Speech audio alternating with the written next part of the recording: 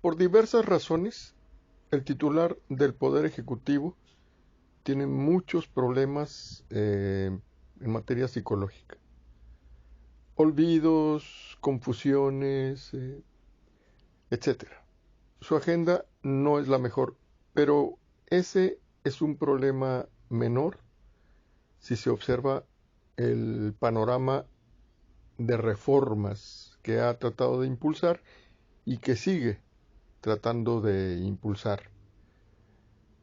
Hablemos de, por ejemplo, su incapacidad para asumir consejos, asumir asesorías, orientaciones. El titular del Poder Ejecutivo da por hecho que su mente es mejor que la de todo su equipo y por tanto no vale la pena considerarlo. Yo en ese sentido quisiera hacer un solo señalamiento. Como conozco muy bien a algunos de los elementos que forman parte de su equipo, puedo hablar a sabiendas, o sea, no son supuestos, no son cosas que me han contado.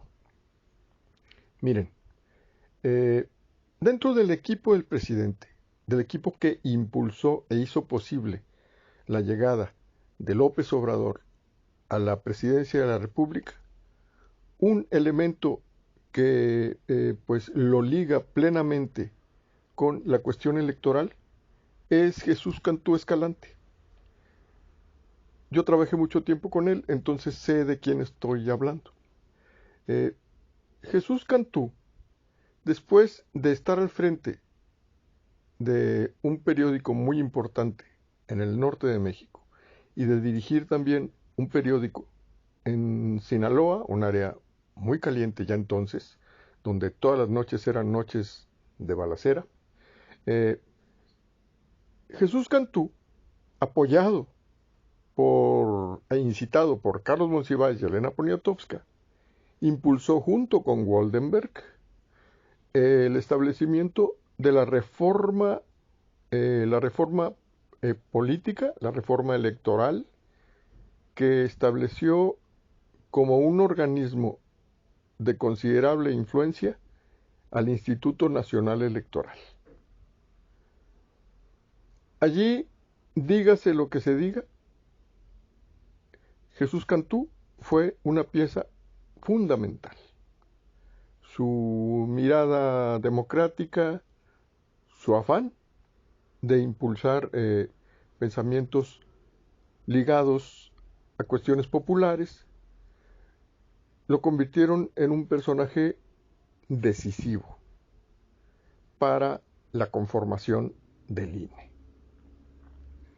Luego siguió impulsando muchas otras iniciativas a través del ejercicio administrativo en el INE como consejero, pero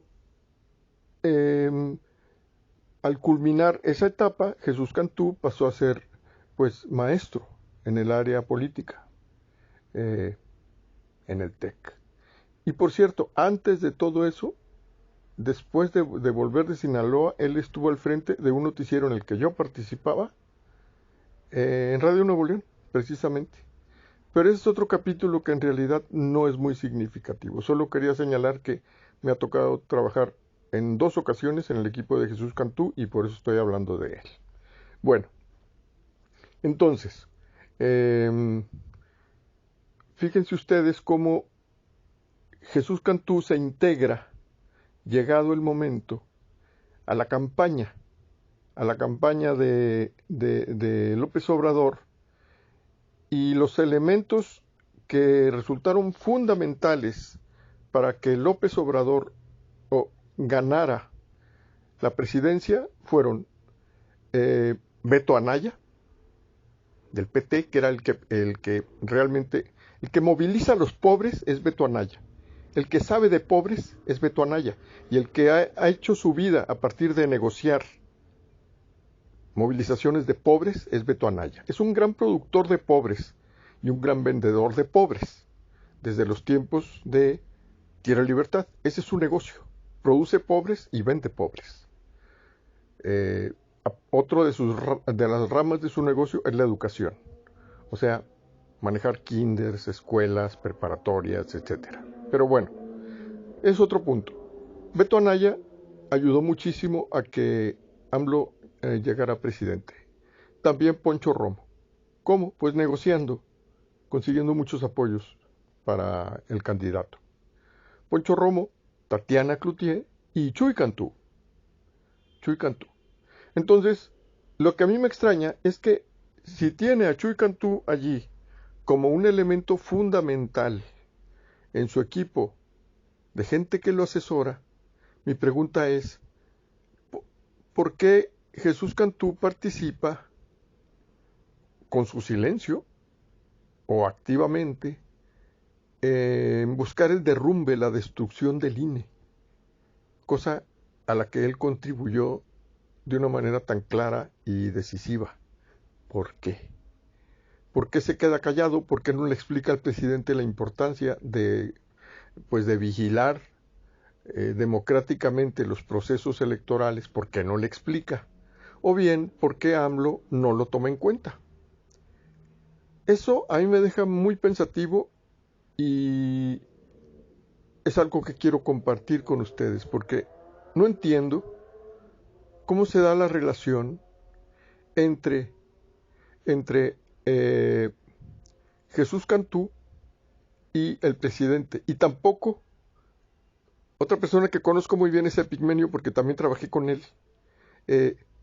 Epigmenio que tanto apoyó las luchas democráticas en El Salvador, las luchas democráticas en Nicaragua.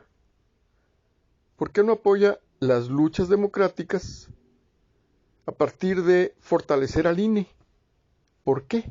¿Por qué se le olvidó ya lo democrático a Epigmenio? Es algo que también les dejo a ustedes sobre la mesa. Son preguntas nada más, no tengo respuestas. Pero son cosas muy misteriosas que están ocurriendo dentro de Palacio. Muy misteriosas, muy extrañas. Les dejo esas ideas y que pasen pues un buen domingo. Bye bye.